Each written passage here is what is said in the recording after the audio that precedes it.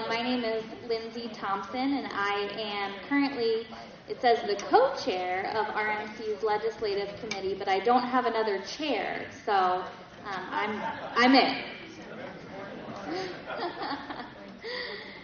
So I wanted to first start out by thanking Dr. Costello for his keynote address. I think that it was a great way to start out the rest of the day here for the Rural Summit.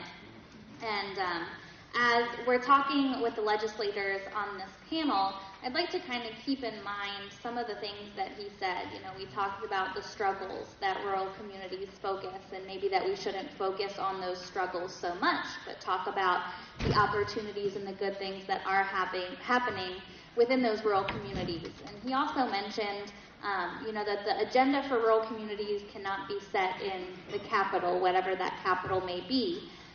We do need friends in the capital, and I'm happy to say that we have several of our friends from Annapolis here with us today, and I'm looking forward to hearing from them what to expect in the upcoming session. If anybody has a crystal ball and they want to pull that out, that would be great too. But I'll start out by introducing our friends that are here with us today. So Senator Katie Fry Hester has lived in Howard County for the last 16 years with her husband Bill and her 2 daughters. She has a degree from Cornell University in agricultural and biological engineering, a top 10 program in the U.S., where she learned the practical skills that she needed to solve real-world problems.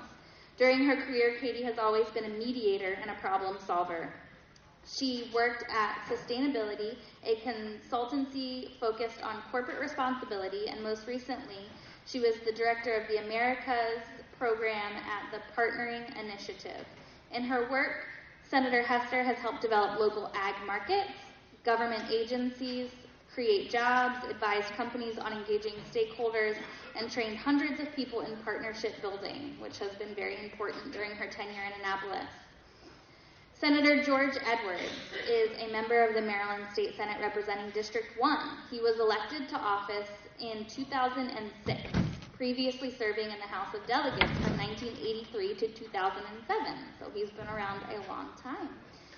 Friend of rural Maryland. Senator Edwards earned a bachelor's in business administration from Fairmont State College and his teaching certification from Frostburg State College in 1974. His professional experience includes being drafted by the Baltimore Colts in 1970 and playing professional football as a fullback. He served in the Maryland National Guard as well from 1970 to 1976, so thank you for your service. Delegate Sample Hughes, we're very excited to have with us here today, is a member of the Maryland House of Delegates, where she was most recently appointed Speaker Pro Tem, so congratulations on that.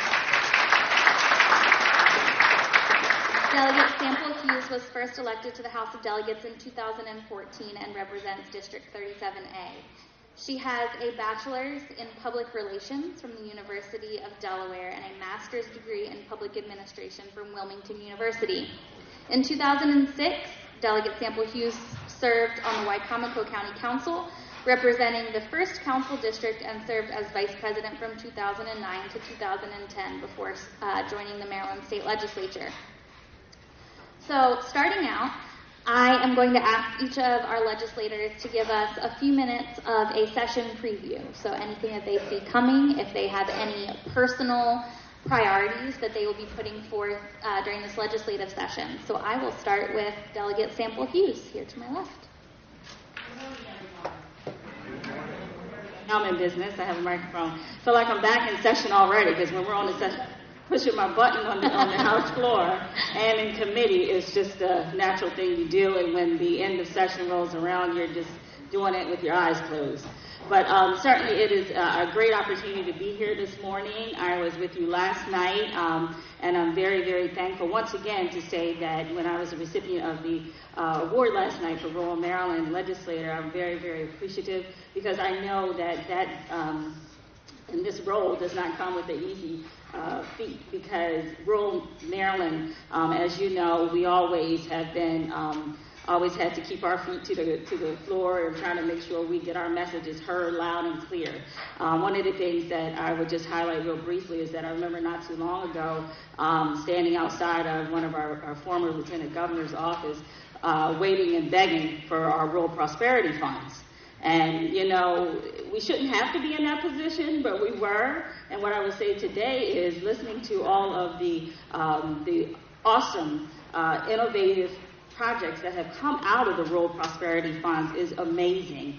We were able to hear last night that in Sudlersville there's a laundromat that's in place because of young people needing to have their clothes washed just to be able to stay in school.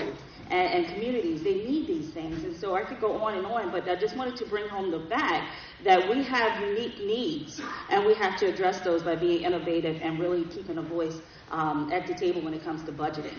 What I would like to share with you is that on this upcoming session, we are getting ready, preparing by way of many things. Going out and speaking statewide about what we have on the table. Most importantly, as you all are probably aware, is our education initiatives as it deals with Kerwin.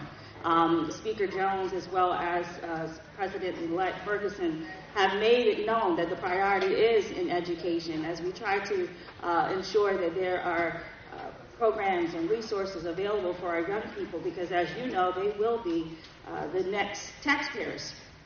And we'll be able to realize those gifts as we put the money in and the funds in at this time. So certainly a long-term approach, but a necessary one. A couple of the priorities within the Kerwin is to talk about the special education needs that are at the table. Our career and technology education, that's at the table. And that is going to poise and put our young people in a position to be in a much better position and to increase our economic opportunities. I think too often what we hear is that some of the businesses that want to come to our communities are saying we're looking for prepared workforce. And if our workforce isn't prepared, then what are we to do? We're to put the resources in the places where they need to be. A couple of things we'll certainly be grappling with is in our healthcare arena. One of the areas that I know in our rural communities that we struggle with is the ability to have providers, to have access to providers and have them in diverse areas. So one of the pieces of legislation I'll be putting in, it deals with the loan assistance repayment program. We have had over the many years where the request and the ask for these funds by many physicians is there, but we don't have enough funding to keep them there. I think in Worcester County, a lot of applications were denied across the rural community, but Worcester County alone, they were in need of an ophthalmologist, and the application was denied. Cardiothoracic surgery physician was needed in Wacomico County. I mean, so the list can go on and on. And so I think with this piece of legislation, we'll be able to deal with that issue and try to make sure that we keep and retain these individuals in our communities. We certainly will be grappling with the issue, and one of the areas that I'm really near and dear to my heart deals with the connectivity through broadband. I know there was a robust conversation on yesterday here with the subcommittee of the task force, but we are in a position that broadband, if it's not in those small pockets of our communities, then we have challenges with young people being able to do their homework, to be able to get their assignments completed. But yet we talk about that we want these people, young people, to be prepared for the workforce. How do we ensure that? Access to health care. I passed a lot of bills and garnered a lot of support on telemedicine, and we have it in place, but we're still in pockets of our rural community that can't even use it. So, what do you do? And so, yes, there's going to be concerns around that, but at the same time, we have to come to an answer. I'm going to go ahead and close out in just a second, but we are at the table. We have 90 days to come up with ideas, come up with decisions. We were able to do that last year by way of looking for additional funding revenues and resources, and that's what we're charged with doing. And I certainly welcome each and every you to provide that information, the ideas that you have, and see what we can do with those as we take our seats in Annapolis in 2020. Thank you. All very interesting and informative, and looking forward to that 90-day marathon that we're coming up on. So I'm going to turn to Senator Edwards, who is currently on the Budget and Tax Committee, and so maybe he can tell us a little bit more about what to expect from that perspective.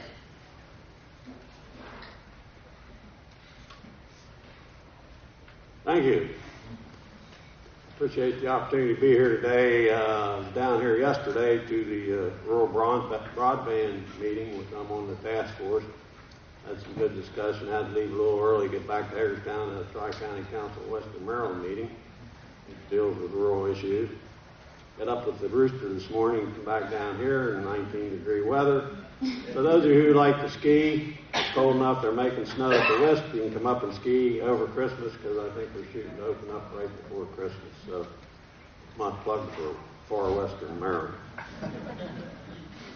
The budget, of course, is always an issue, but until we get the budget, we can't really say a whole lot about it because we work on an executive budget. The governor puts the budget together, and all we can do is cut it. We can't transfer money. We can't add money in the operating budget. On the capital budgets, we have two budgets. We can do a little bit of transferring. We can do a little bit of changing where the money's spent, which is helpful sometimes. If I had to sum up what's going to happen this session, I would say it in 3 words: Kerwin, Kerwin, Kerwin. It's going to be the big dog in the show, and a lot's going to rotate around whatever comes out of that. I don't believe it's going to be exactly as it's presented because there's a lot of disagreeing thought processes on it. And since this is a rural group, you need to be very aware of what's in this proposal. And you need to speak to your legislators. And you need to come to Annapolis and you need to testify. Because they need to hear from rural people. In the Senate, of course, we're going to have a new president. We're going to have 2 new committee chairs. We're going to have 2 new vice chairs. We're going to have, I think, 2 new members. So there's going to be a good bit of change in the Senate. Of course, the House has a new speaker, but not as changeable in the committees as it is in the Senate proposed at this time. I heard the gentleman speak a little earlier about, one of the main things in the state, the rural parts of the state, to get job opportunities, mainly job opportunities so our young people can stay there in our part of the state, the rural parts of the state, make a decent living and raise a family. Where I come from, most of our young people have to leave because we don't have enough job opportunities for the young people. Most of them would like to stay there. So I kind of worked very hard in the legislature and have ever since been there to get programs changed to be more supportive of the rural parts of the state, to be helpful to our young people mainly. Kind of heard my age when she introduced some of the things I've done over the years. But when I was growing up, a lot of my schoolmates would like to stay, but they had to leave because of economics. They'd come back tomorrow if they could get a job that paid a good wage. Now, don't get me wrong, we have some good companies. They do pay great wages and they do have benefits. So we are attracting businesses there, and hopefully in the not too distant future you'll see some good things coming out of Mountain Maryland. Rural broadband, you got to have infrastructure in place. Rural broadband, a major issue. And this is where I want to say to you all from the rural parts of the state, and I'm pleased to sit here and see a lot of people from Garrett and Allegheny County here. That's great. And are participating in the process. Sometimes it's hard to get people out our way to participate because you've got to take off a whole day of work because it's 6 hours on the road, 3 and 3 for most of them, and it's pretty hard to get them to be involved. But we've been rather bashful over the years. So my thrust to you is let's quit being bashful. Let's ask for what we think we need and fight for it. All they can do is tell us no. And that's what I brought up at the Rural Broadband Conference a couple meetings ago when they talked about, well, it's a $100 million project. Some of it's from the feds and some of it's from the state. And they were going to ask for $10 million. I said, why don't you ask for $20 million? Let's get this thing done quicker. All the government can do is say no, or he might say yes. And I say that not only for broadband, but for all kinds of infrastructure projects that helps our part of the state become more attractive. One of the things I've been pushing over the years is that most of the scientists do live in the Baltimore-Washington corridor. But we have programs where we put money into some of these companies, and if they produce a product or invent a product, and they need to manufacture, some of the agreements we sign, we get royalties from these. So why don't we have something in the law that says if you need to manufacture, that you got to put your manufacturing site in a rural part of the state, since we're helping fund you to get to where you're at anyway. I think that would be very beneficial. We can't actually dictate where they go, but say, okay, you're going to take Fedco money or whatever, it's our money. You develop a product, needs manufactured, put it in a rural part of the state. We still have an opioid crisis, so there's going to be, I think the governor's presented a 5-year program that's going to be helpful in trying to help us overcome that. We all need to work together on that. We just lost one of our biggest employers. The Verso paper mill closed down. Was there for over 100 years, had different names over the years. So I just want to recognize Tim Thomas and his wife over here who are in Garrett County who are working to set up a chipping, I'll just call it chipping plant, chipping up wood. That will keep all of our wood people and truckers in business. And most of this, they're going to ship overseas. They have some contracts, I understand, for biomass fuel production, which would be great. That way they can keep our forestry people working. And our truckers, some of our truckers working, there's some working in other related businesses. Been able over the years, and I think I've been instrumental in working with the Department of Commerce to get changed, which is a more fair approach in how do you compute wealth. How do you compute wealth? We used to do it like per capita. The best way to compute wealth is median family income. And got it to the point that our programs through the Department of Commerce now use median family income as the main factor in our program. And if you look at it in that respect, the four poorest subdivisions in the state are Garrett, Allegheny, Somerset, and Baltimore City. Sometimes we rotate around. We'd like to get out of that category and get us above that bottom four. So with that, I probably said more than I should.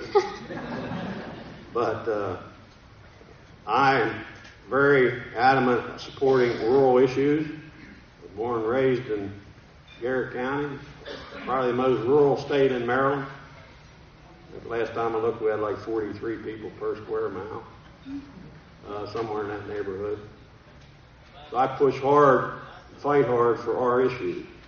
And I'm asking you today to step up to the plate and fight hard, because we got some battles ahead of us here this year in the legislature. And come to the legislature and testify. Because the other side, the big boys, as I like to call them, all live within about an hour of Annapolis, and you get to see the same people every day coming in on all kinds of issues. You all need to step up, be in contact with your legislators, and come and participate in the process. Thank you. Thank you, Senator.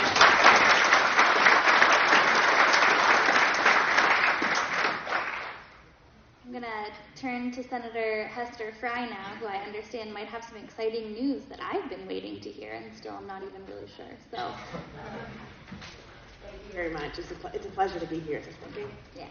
Okay. Awesome. It's an honor to be here today. I'm very pleased to be on the Rural Council Board, and it's great to sit next to my colleague, Senator Edwards. I am. But I serve on the ski patrol out in Western Maryland. One of my goals this year is to, after I recapture my memory, to get Senator Edwards here to come out and ski with me. So one of the things that we're facing this year is a change in leadership. And last night we awarded the Rural Legacy Award to President Mike Miller. With a few teary eyes in the room, I think he's been a huge advocate for rural Maryland and the agricultural community in general. I think that there are a lot of unknowns. In my early conversations with President-elect Ferguson, we share a lot in common, and I know that he's crisscrossed the entire state of Maryland trying to talk to each and every one of our Senate members. And he understands that the economy, the environment, and human needs all go together. It's not an either or, it's an and. And I'm a relentless optimist. It often gets me into trouble. I think I have a few too many bills this year.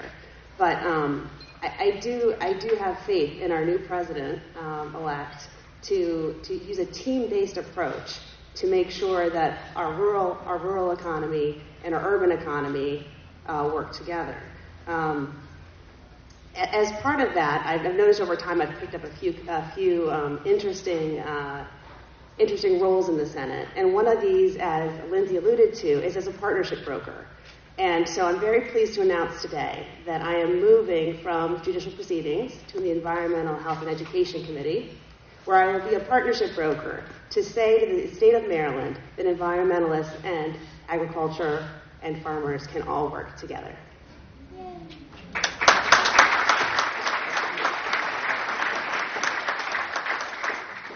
So in that role, you've got two friends here for rural Maryland, because the Kerwin bill will go through both EHE and budget and tax. There's a policy side to it and a budget side to it. So Senator Edwards and I will be having more conversations than we have in the past. Lots of the priorities have already been said. I think rural health is incredibly important, and I'm pleased to work with Lieutenant Governor on the Mental Health Commission Task Force, which has also crisscrossed the state this year. I actually had to buy a new car. I spent so many miles on my old Toyota.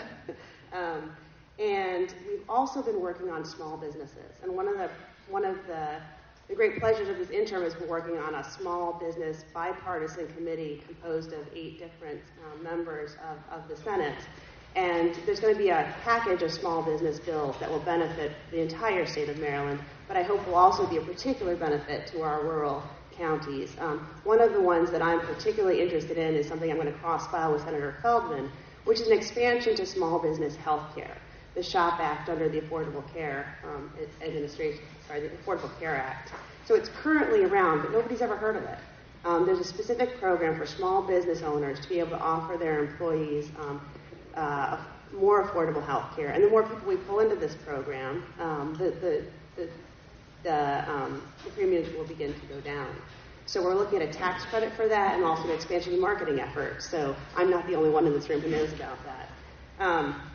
There's also several agricultural bills that, in collaboration with a number of people in this room, we'll be putting forward. Is Senator Gallion here somewhere? Excellent. So Senator Gallion had an Ag Ed bill this year, which we're going to try to put through again. And I think it's the perfect year because so much attention will be on education. But this will aim to improve ag education across the state and try to offset some of the costs of starting new Ag Ed programs in high schools that don't currently have them, and making sure our teachers are compensated and trained appropriately.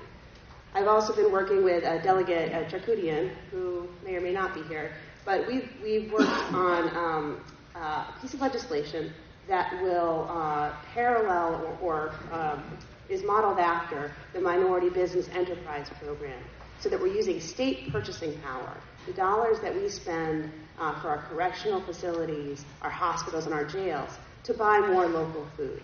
And so you'll be hearing more about that. But this is another triple win because it's, first of all, it tastes better.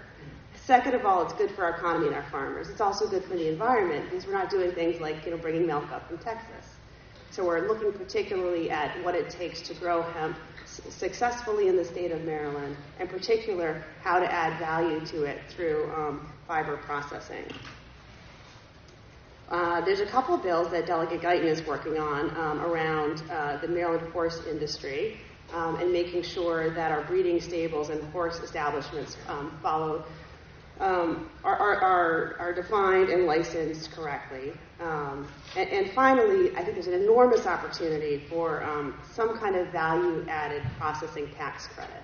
We all, as we heard this morning, it's not just the raw ingredients that are important in a state like Vermont. I mean, we know Vermont for Ben and Jerry's. We don't know, and of course the milk is grown there too. But it's when you add value to products that we can help to revive the rural economies here in Maryland. So working very closely with that. And I've got a stack of, I rattled through a lot, and I don't want to talk for too long, so if anybody wants a list of these proposed bills, like Senator Edwards said, and we need you guys to come down and advocate.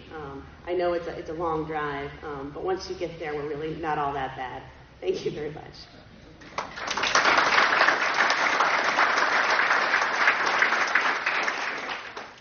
So you've heard each of the legislators talk about, we need you, right? We need you to come and talk. I and many of the other people in the room are in Annapolis on a daily basis, and quite frankly, they probably get tired of seeing us. And so they don't always want to hear from those of us that are professionals in Annapolis, right? So I want to ask each of you if you could give us a piece of advice or let us know, what do you need from us as rural Maryland in Annapolis to support your cause and our own? Start with Sam, please. Thank you for the question, because I'm always eager to see my rural friends in Annapolis, and more importantly, hearing specific stories of what the concerns are and what's happening in your communities. And just as I noted earlier, was that just on last night, hearing the needs and the pockets of areas where people are gathered around the schoolyard and the restaurants that have Wi-Fi just to do their homework. So, it's things like that. Those humanistic stories brings a realistic approach to policy. When our individuals in the legislature or on these committees hear those, they're like, oh, that makes sense. That's what we need to hear. So I can't emphasize enough that that's really where my need and my ask will always continue to be. Whether if you physically can't be there, then certainly by all means, put in written testimony, give us a call. It really makes a difference. I know while I'm sitting on my committee, which is Health and Government Operations, anytime they say one of my 9 counties on the Eastern Shore or somebody's testifying, I pop right up. I'm like, what is it? I need to know. Because I'm trying to make sure everybody's covered. And because I know that our needs are certainly, again, unique, but we're fighting for, just as the Senator Edwards had indicated, we can't be bashful anymore. Let's get out there and get the job done and make our needs known. Because the needs are so great. So to that end, I would say, provide us the facts, give us the information. And the one thing I will also note is that, there's challenges in every issue. There's always the good things, the bad things, and where people just, don't want us to go. But I believe, and I'm very optimistic, that at the end of the day, we can put all of our information together and come to the consensus that we can move our needle forward, we can move the issue forward. But also keep in mind that our resources that are available at our fingertips, we need to use those. And case in point, I'm going to think about University of Maryland Eastern Shore. They are a wealth of knowledge by way of agriculture, by way of health education. I mean, they're on the cutting edge of making decisions on diseases and helping with various partners there too. So we have to show forth that the resources we have in our rural communities and throughout the state, they can have a seat at the table too on areas not only, as I say, health, but also criminal justice. And they have the professors there, they have the knowledge, and we just need to reach out and make that known. Senator Fry, do you have anything to add?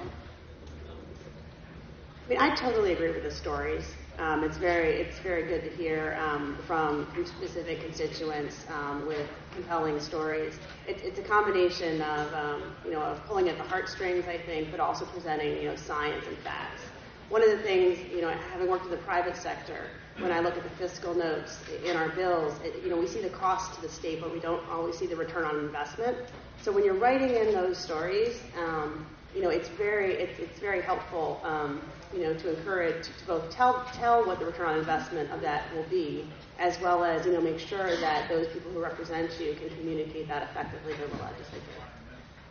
That's a really good point. Thank you. Senator Edwards? We work on what's called a committee system in the legislature. There's 4 standing committees in the Senate and 6 standing committees in the House. And that's where most of the work's done. That's where you need to really participate. And I think we all are saying the same thing here. If you can't show up, write a letter, a phone call while it's still in committee, whether you're for something or against something, just don't inquire if you're for something. If you're opposed to something, let us know. But I would also say whatever you do or however you communicate, let your local legislators know what you're doing, because that's helpful to guide us on what our constituents' thought process is. It's vitally important that that's where you get involved, and that would mean committee hearings, because that's where most of the work's done. So we're asking for you to be involved and be helped, because it's easier for us to say, when they can sit and listen to us, say, this is what our people think, but if you're actually there, if you send a letter, and I would say a personalized letter is better than one that someone puts together and everybody signs the same letter. Do your own personal letter. That has a little more impact. At least that's what I hear from my colleagues, and I know it does in my case. But if you can't, you can do emails or standardized letters or whatever. Just not to belabor the point, don't be bashful and get involved. More than you have been. I think that's a really great point about the committee system, and not only letting your local legislators know what you need, but getting involved at that committee level, because once something's out of committee, it's not impossible, but it's really, really difficult to change after that point. And so we're going to go ahead and wrap up, but I did want to give each of the legislators an opportunity to leave us with either anything that they didn't get to cover or any closing thoughts before. I think right now we're standing between them and lunch, so that's never a good place to be as a speaker. But Senator Fry, is there anything that you'd like to highlight or leave us with? I was just struck by, once again, the optimism of our first speaker, and it really is true. I was going to put in a little plug for local Manor Hill beer from Howard County. It was somebody's clapping over there. Oh, Alice. But I think the more that we can buy local, make that link between the environment, the economy, and people's health. It really will serve to lift up the state in all 3 areas. So you heard it. Senator Fry said, improve your health by drinking Manor Hill beer. Senator Edwards, would you like to add anything? No, you can remember my name when she actually owns property in my district, in my county, and goes up there and helps with the skiing during the winter. So if you want a boat ride, you can come up and ask her for a boat ride, too. I really don't have anything more elaborated enough. I could throw in where I live versus Vermont, bring up a whole lot of things that you don't know that's going on, that is going on. We just need a little extra help sometime to make it more come to fruition. And those are the kind of things that we work on. And just remember, one size does not fit all. We're all from rural areas, but there are differences even between the rural areas. And we have some things in the state of Mountain Maryland you don't find anywhere else in Maryland, and that we rely on for economic development purposes. Some of that may disagree with some of the other parts of the state when you look at natural resource production and those kind of things. So, but we're all trying to help each other out for the betterment of the great state of Maryland. Thank you. Delegate Sample Hughes. Thank you. Just once again wanted to reiterate that I'm appreciative of everyone who's here today and those who aren't present but believe in the fact that rural Maryland makes a difference, and we have to always have that seat at the table, whatever your gift or your talent or your skill set may be. So the one last thing that I will say, one of the emphasis on that I'll be making this session and have been, is making sure that we do not forget about our senior population. It's an area sometimes I believe is forgotten. When I served as the president of the Women's Caucus, I tried to make sure that we look at that being a priority, bringing awareness to it. And then a couple of bills that I'll be putting in that deals with making sure our individuals who are dealing and grappling with Alzheimer's, that we're bringing more awareness to that issue and making sure that we are being able to bring in new technologies or do the medication research that's necessary on that end. And then the last bill that is very near and dear to my heart is ensuring that the persons that go into our homes to care for our elderly that are grappling with dementia are trained. I didn't learn and really understand that wasn't the case probably about 2 years ago, that those individuals who are going into your home are not required to have training in dementia.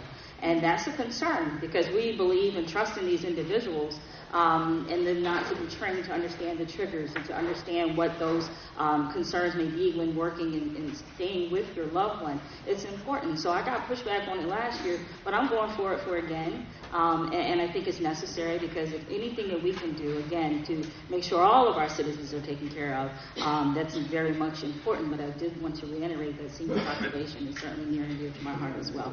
But I do look forward to seeing you all in Annapolis. We're geared up and ready to roll. If we do not, at least we'll pretend. We'll have on roller skates and roll around. But again, your time and your attention is much appreciated, and I look forward to seeing you. Thank you. Thank you.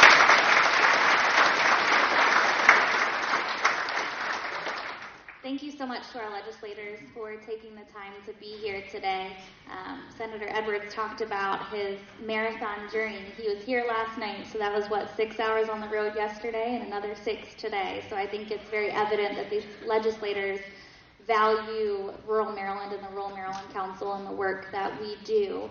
On that note, I'm going to put a plug in for the legislative committee. So during session, we have biweekly calls to talk about the legislative issues, the positions of Rural Maryland Council, answer any questions, and recruit people to come and testify in Annapolis. So if anybody is interested in serving on that committee, let myself or Charlotte know, and we can get you contacted or up with all of that contact information.